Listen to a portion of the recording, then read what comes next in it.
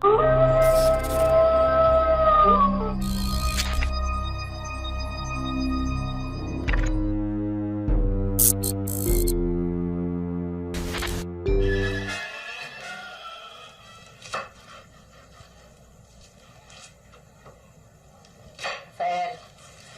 gusto mo bang pagtimpla muna kita ng kape? Huwag na, salamat po. Ano kaya ang nangyari dun sa magkapatid na yun at ginabi na ng husto? Uwi na rin ho siguro ni Nay. Napakatigas kasi ng ulo niyang mapapangasawa mo, Rafael eh. Hindi napakali. Gusto raw niyang makita yung damit pangkasal na isusuot niya sa linggo. Kako wag niyang isusukat yun. At may masamang pamahiin doon. Hindi naman ako naniniwala sa pamahiin si Doris eh. Siya nga pala, Inay. Nakumbita mo yung mga ibang partidos? Alam na nila. Kaya lang, lumakad din kayo bukas ni Doris. Para makilala ka. Alam mo na, gusto nilang makita muna yung magiging manugang ko. Lalakad ho kami bukas, Inay. Asya.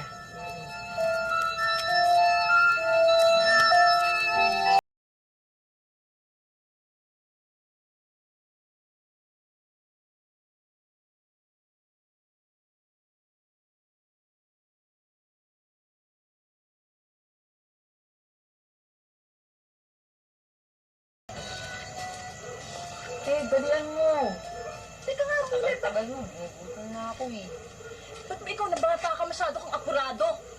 Ikaw naman kasi nakipagkwentuhan ka pa eh. Ginabi tuloy tayo ng gusto. Ano ngayon?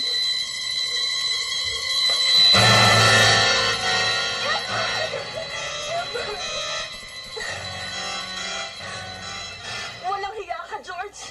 Bakit mo sinaktan ang kapatid ko? Walang hiya!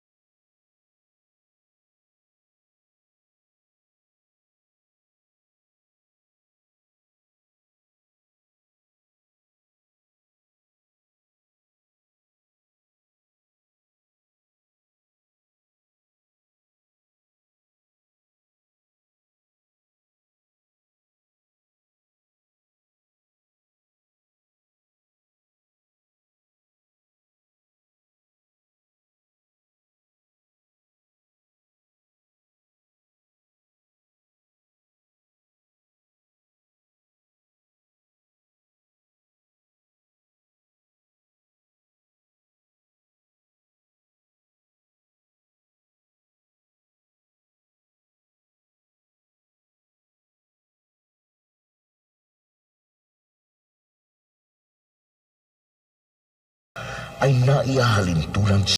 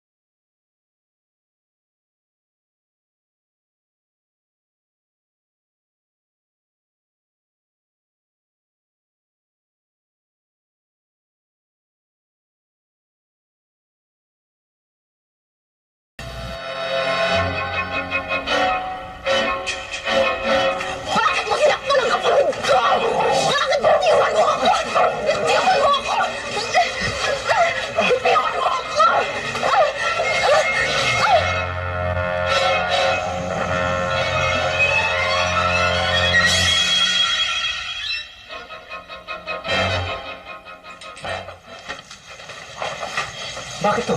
May sakit to kayo?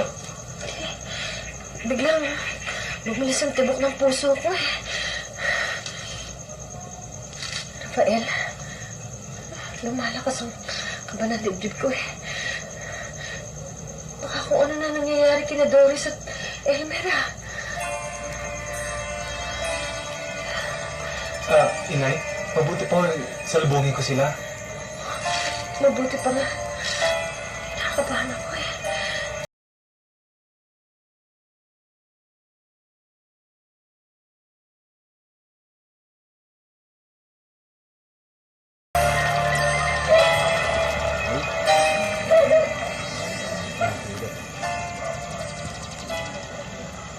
Ayun, dalawa ko muna kayo ng gamot. Para magamit natin itong bata, oh.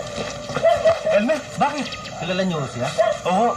Eh, nagkaroon lang ako konting sugat sa ulo. Kailangan malagyan lang ng benda itong ulo niya. Ano ba nangyari sa kanya? Hindi ko namin alam eh. Nakita lang namin nakabulagta rito. Sige po, bahala na kayo sa kanya. Salamat ho. Elmer, Ang ate Doris, nasan siya? hindi ba kayong dalawa magkasama? Bigla na lang may pumalo sa ulo ko eh. Ano? Hindi ko nga alam kung sino eh. Ang ate Doris, nasan siya?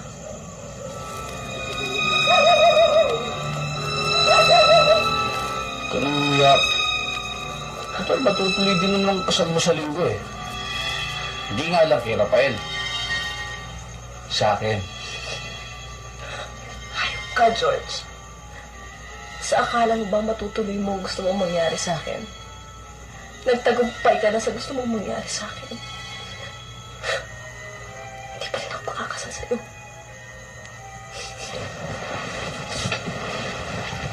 Kanino ka pa kasal? Ha? Kay Rafael? Hindi naman siya gago eh. Para panindigan niya yung ginawa ko sa'yo. At mas lalo naman akong hindi baliw. Para patulang ang isang baliw na katulad mo!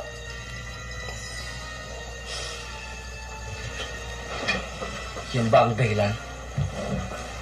Kaya hindi mo ako pinatulan? Dahil sa mga balitang sira din ang ulo ko tulad ng tatay ko? Bakit? Bakit? Gawa ba ng isang matinong tao ang ginawa mo sa akin? Alam mo, George, sira rin ang ulo mo! Pareho lang kayo ng ama mo. Sira ulo! Doris, hindi ako baliw. Baliw ka, George! Baliw ka! Baliw!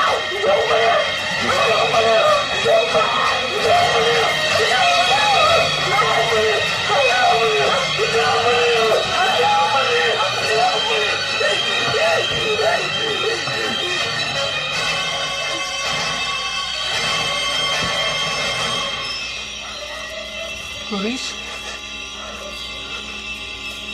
Doris?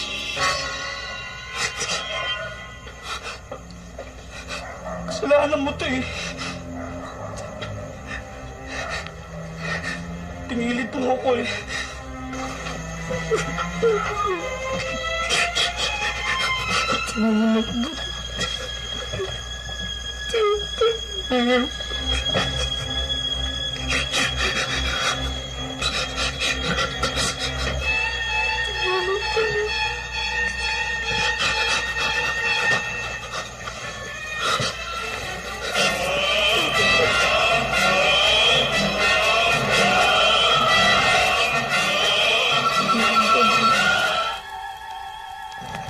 Hindi mo ba namumukha ng pumalo sa'yo? Hindi nga ako eh. Basta na lamang naramdaman ko, may tumamang matigas na bagay sa ulo ko. Tapos nun, nahilot nagdilim ang tingin ko. Hindi ko na alam sumunod na nangyari. Mrs. Wala ko ba kayong kakilalang may galit sa inyo? Wala akong alam. Wala kaming kaaway. Baka naman may pinaghihinalaan kayong gumawa nitong bagay na to. Ewan ko. Naguguluhan ako eh. Nasaan ang aking anak? Bakit hanggang ngayon di pa siya makita? Uuwi din ho yung inay. Babalik din ho siya. Brad, girlfriend mo ba yung nawawala? Oo, Sargento. Ang totoo nga nakatakda kami kasal itong linggo. Wala ka bang pinaghihinalaang halimbawa karibal mo? Si George. Baka may kinalaman si George. Sinong George?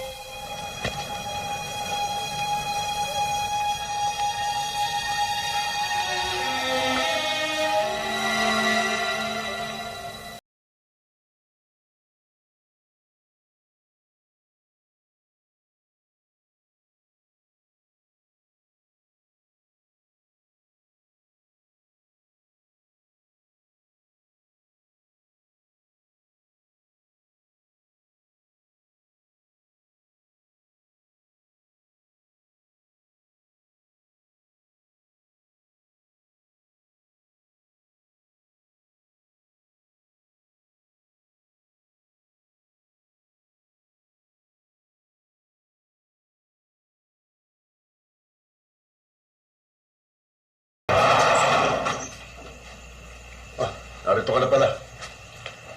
Kanina pa may naghihintay sa'yo nakalimutan mong sara ng gate.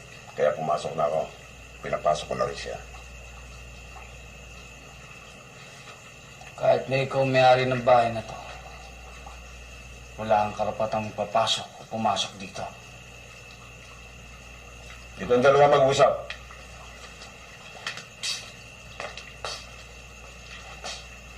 Ikaw, sino ka? Sergeant Villacorta. Tatanong lang sana ako. Tanong mo na. Pilsa mo. Sakit na ulo ko. Kilala mo yung magkapatid na Elmer at Doris? Elmer at Doris. Oo. May problema? Napukpok ng bote sa ulo yung Elmer. At tuloy ang nawala yung dalaga. Hindi alam kung sino gumawa. Sayang. Diba sa linggo na ang kasal ni Rafael? May tutulong ba ako? Nag-iimbestiga lang ako. Baka ako may makuha akong impormasyon sa'yo para makatulong sa pangyayari.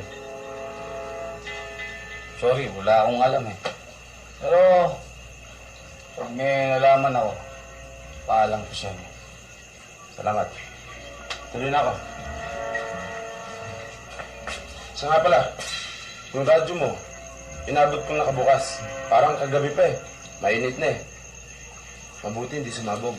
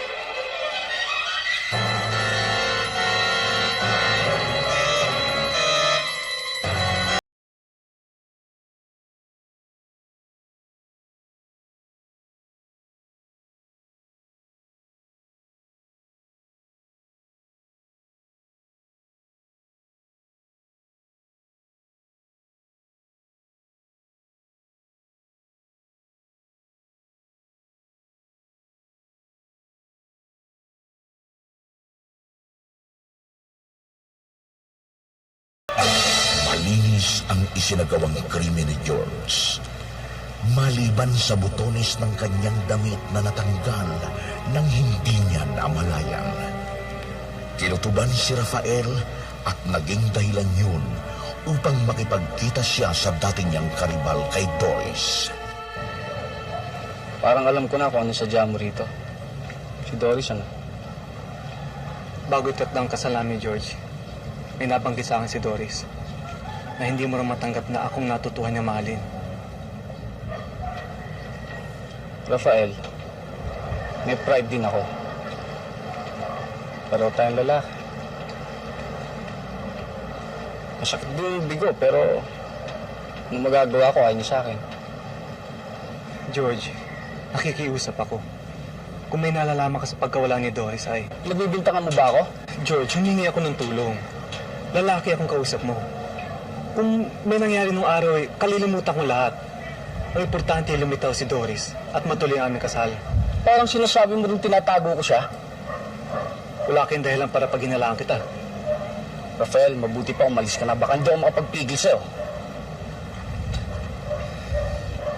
Lilitaw din lahat, George. At kung nalaman kong may kinalaman ka sa pagkawala ni Doris, may mangyayari sa atin. Hoy! Hindi kita urungan, ha? Ha? Ito akong tatakot sa'yo! Tago! O ikaw, ano kailangan mo? Ba't ba ang lakas mo naman patugtog ng radyo sa gabi? Namubula ang mga kapitbahay. So hindi ako makakatulog, yan. Pakialam nila. Alam mo, George, skandaloso ka eh. Mabuti pa kaya umanap ka ng ibang matutuluyan. Gago ka rin, ano? Habang nagbabayad ako dito, walang pwedeng makapagpali sa akin. Ha?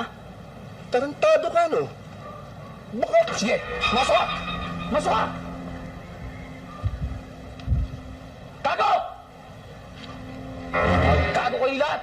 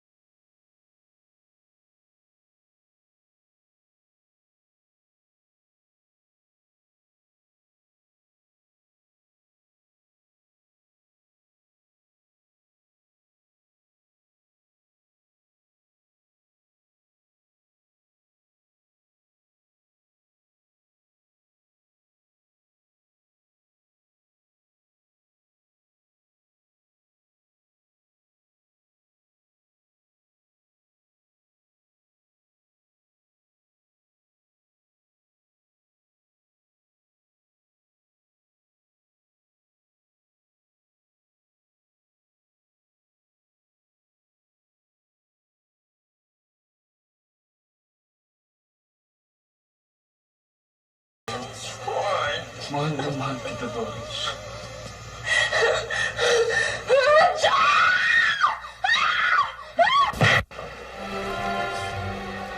Oo, kasi...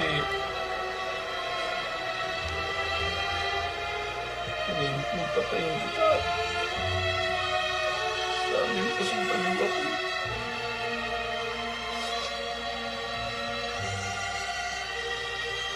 Doris, mahal na mahal kita.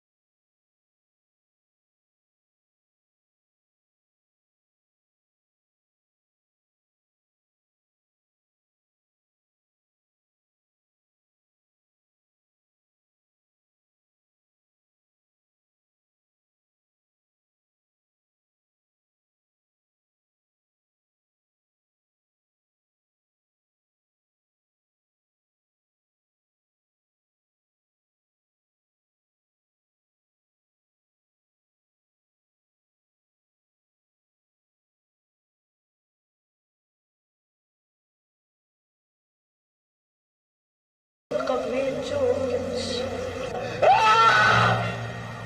Ang anak ko. 5 araw ko na hindi nakikita ang anak ko. Ano na nangyari kay Doris? Bakit hanggang ngayon di natin siya matagpuan? Bakit? Tahan na kayo, inay. Magkasakit pa kayo eh. Huwag kayong mawala ng pag-asa, inay. Malaki ang paniniwala kung babalik si Doris. Sa linggo na ang kasal namin. Alam kong matutuloy ito. Ang kaso nga, hanggang ngayon hindi natin alam kung ano nangyari sa kanya. Kinidnap siya ng kung sino. Sana naman makabalita tayo sa kanya. Matalino't matapang si Doris, inay. Gagawa siya ng paraan para makabalik. Wala sanang mangyari sa kanya, kuya. Pagdasal mo wala sana, Elmer.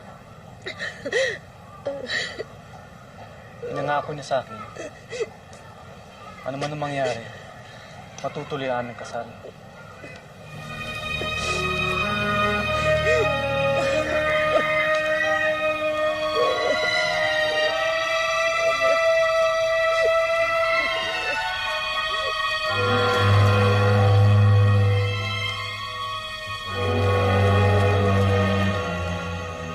Pare, bumili ka pang beer pa kaya. Tama. Siya kanto. Tama na yan, pare. May hilo na ako eh. Sakit na ang ulo ko. Hindi na ako namin pare. Sige na. Hindi, tama na yan. Doon na lang sa amin natin ituloy ito sa ibang araw, pare. Ngayon, magpapaalam na ako sa'yo. Sige. Okay? Sige pare.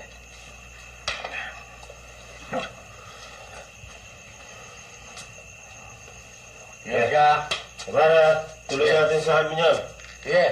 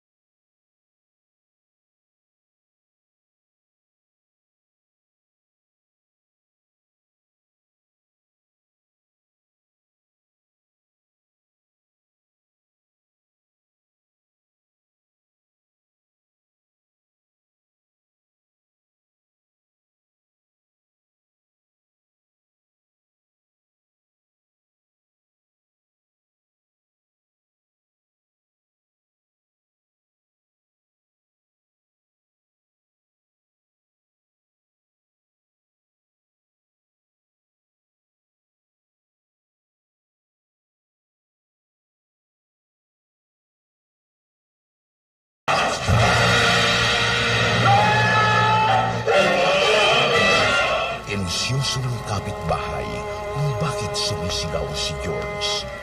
Pero hindi niya masabi ang dahilan. Para sa kanya, ang nakikita niyang si Doris ay isa lamang guni-guni. Isang guni-guni na ayaw magpatahimik sa kanya. Bukas ang kasal namin ni Doris, George. Buong paniniwala kung darating siya. Sa akin mo sinasabi yan. Ikaw lang naman alam kung kumuha sa kanya eh. Ikaw lang, wala nang iba. Ganon? Ano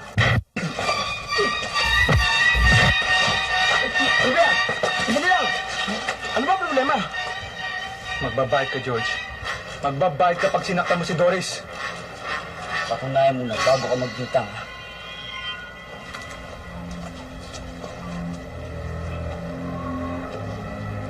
Bakit?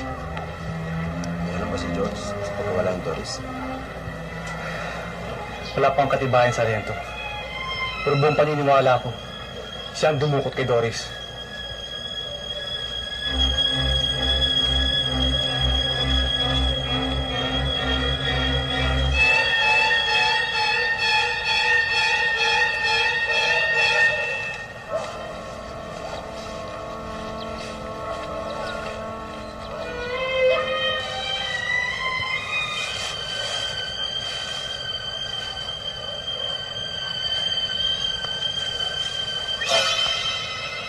Akala ko, kinuha ka na nila.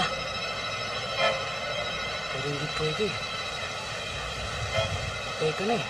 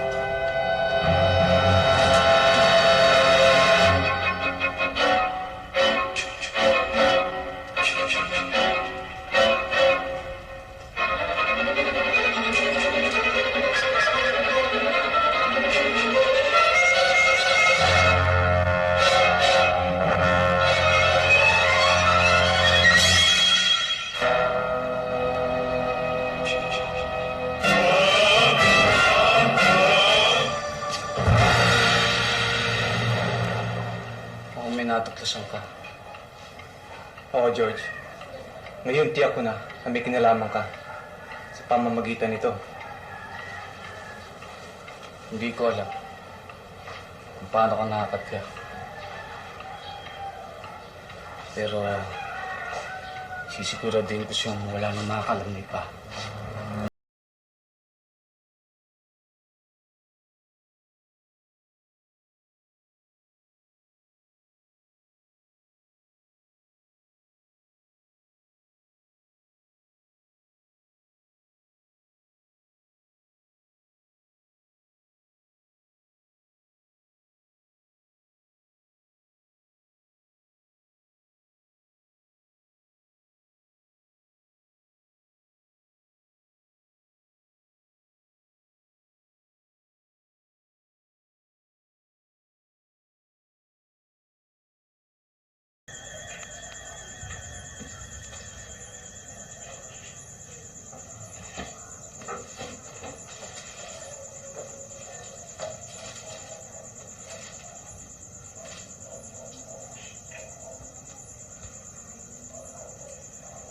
Pag itinuloy mo ang kasal niyo ni Rafael,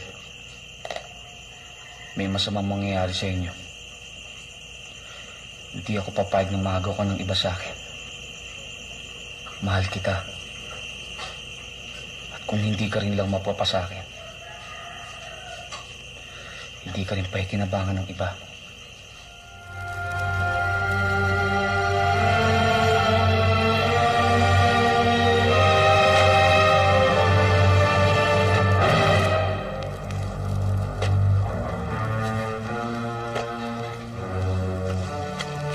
George, pakawalan mo na ako. Utang na loob.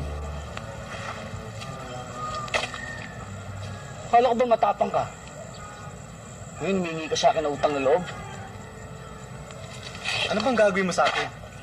Para kanina ba yung hukay na yan? Ito? Para sa'yo. Dito kita ililibing.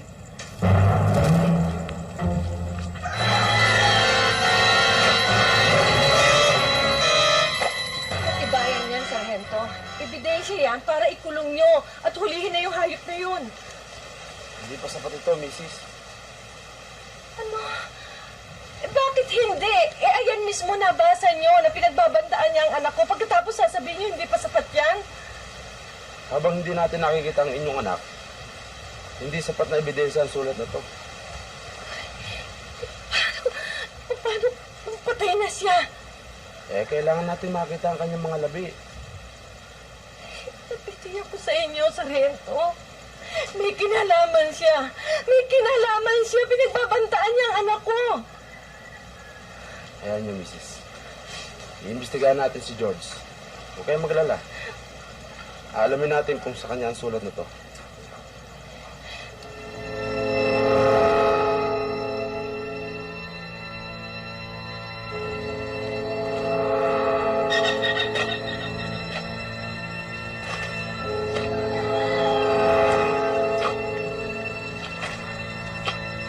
George, makinig ka sa akin, George.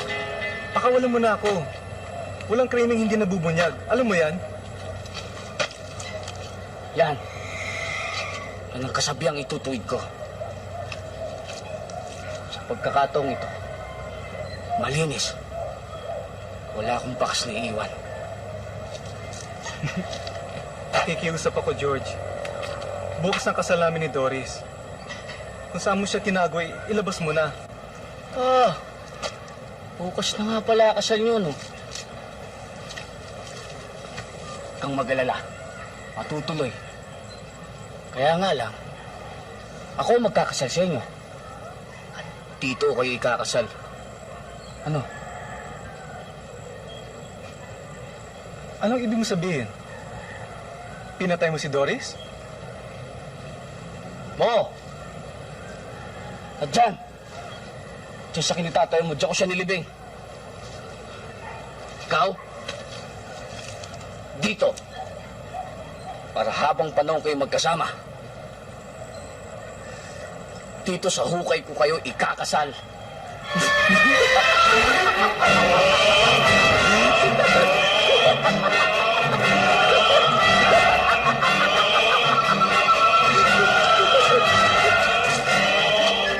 Inamin ni George ang kanyang ginawang krimen.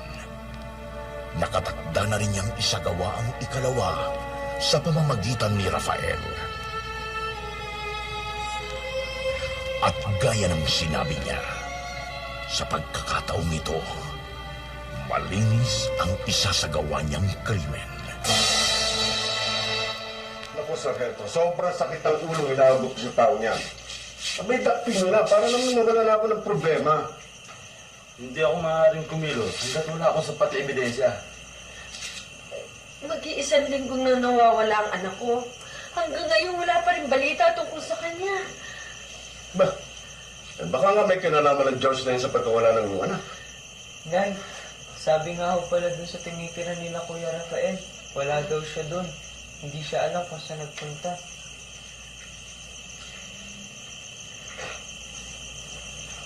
Nandito si George. Wala rin si Rafael.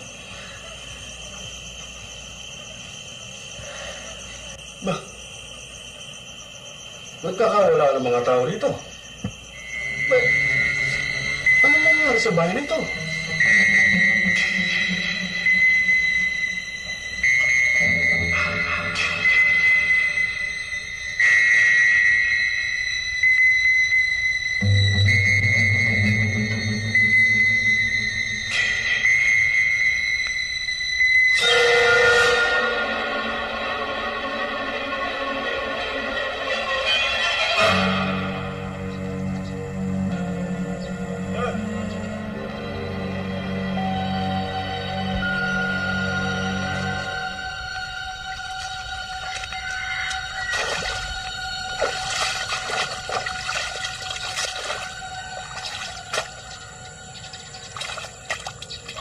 Siguro naman, kasya ka na rito, no?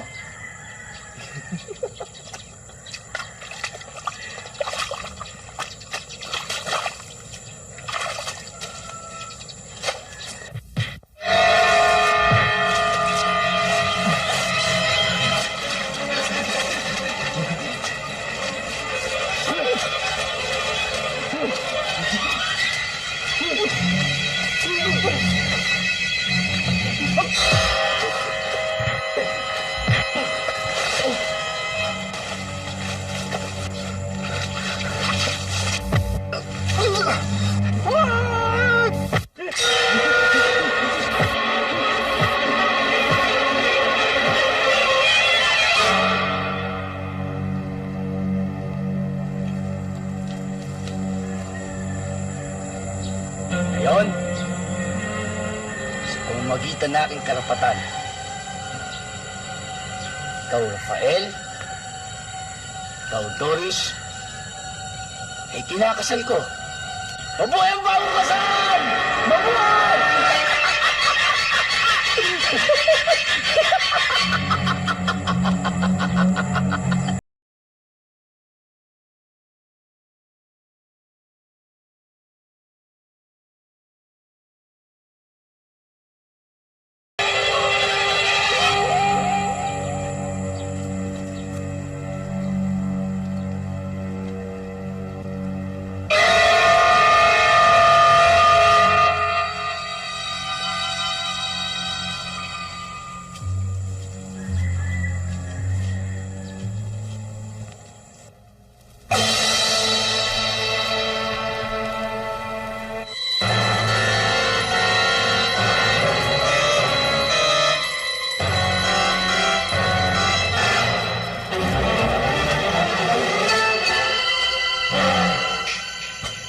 Nakakagulat naman kayo sa rento.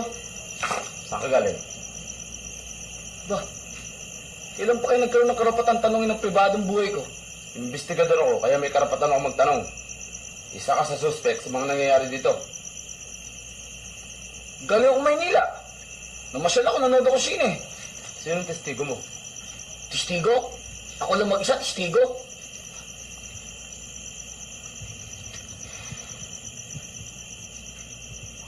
Di ba sulat mo to? Bago mo wala si Doris? Tingnan mo.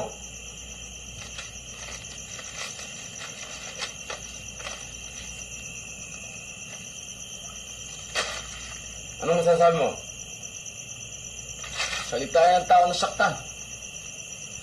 Ngayon, iniisip ng ebidensya, di-demanda niyo ako. Dalawa na silang nawawala, pati si Rafael.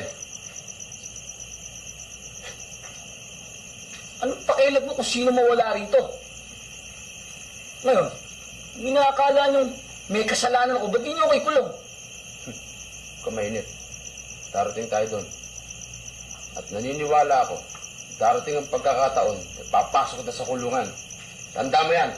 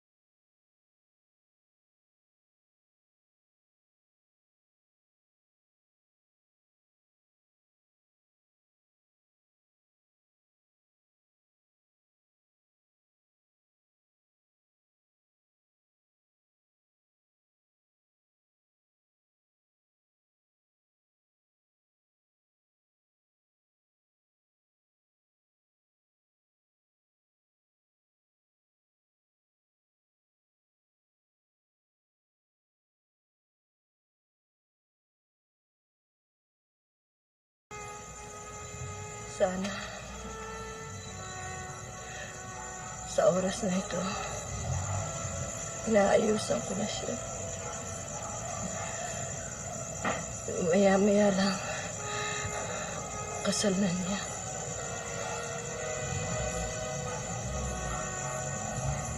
Ang anak ko.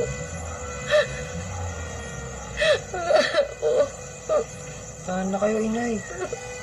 1 linggo na kayong umiiyak. Mga kumapano na kayo niyan. Ay, Sino man ang may kagagawa nito? Ano man ang ginawa niya sa kapatid mo? Magbabayad siya. Magbabayad siya. ay. Magbabayad siya. Magbabayad siya.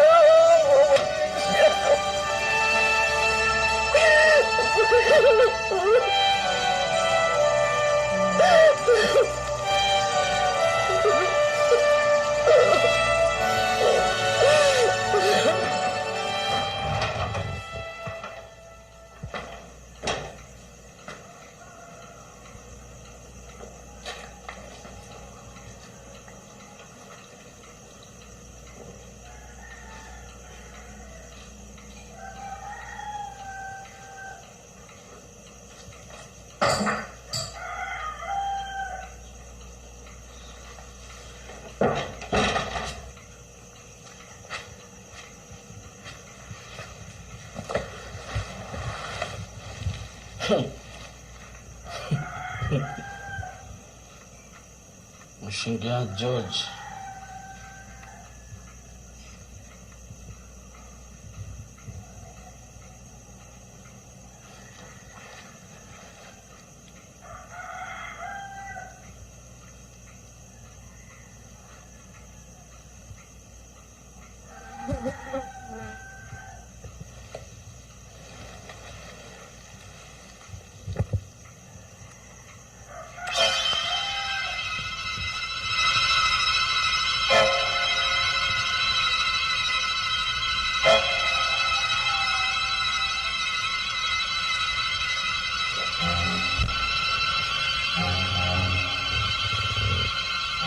Sino kayo?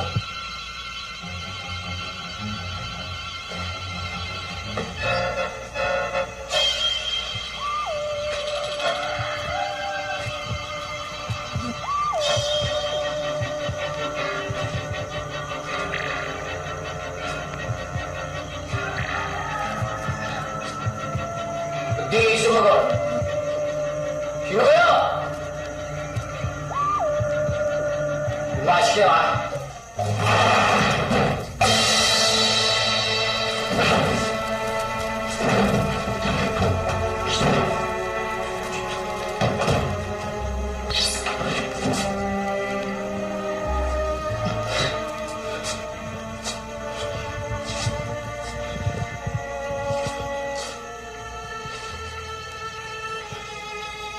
Sino kayo?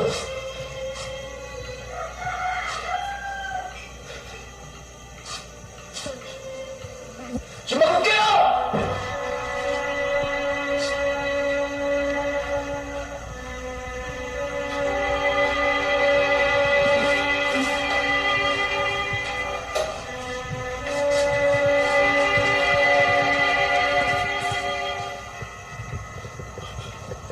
Hindi ko na, George.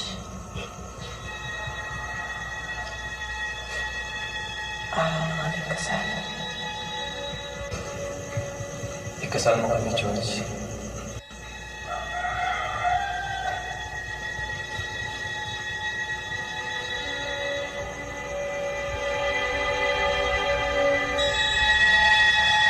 Doris? Rafael? Kami nga, George. Kami nga. Bumawa kami para itupad ang aming pangako na magpakasa sa araw na ito.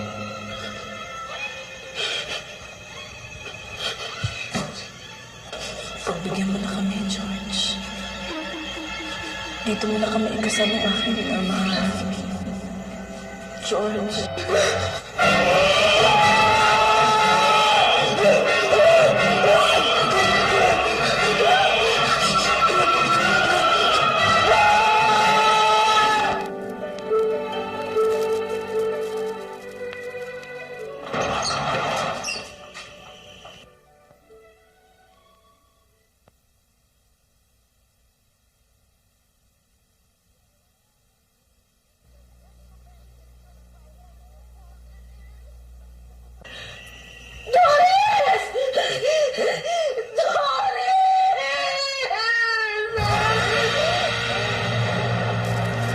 Walang makahula sa naging sanhi ng kamatayan ni George at lalong walang makapagsabi kung paano nakarating doon ang dalawang bangkay ng magkasintahan, lalo pat nang matuklasan sa otopsya na ilang oras nang namamatay si Rafael bago binawian ng buhay si George.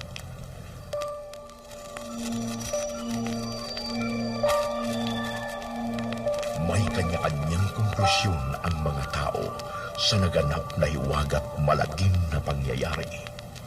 Pero ang lahat ay haka-haka lamang. Isa lamang ang totoo sa kanilang mga sinabi. Walang krimeng hindi nahahayag at walang krimeng hindi pinagbabayaran. Hanggang sa muli, magandang gabi po sa inyong lahat.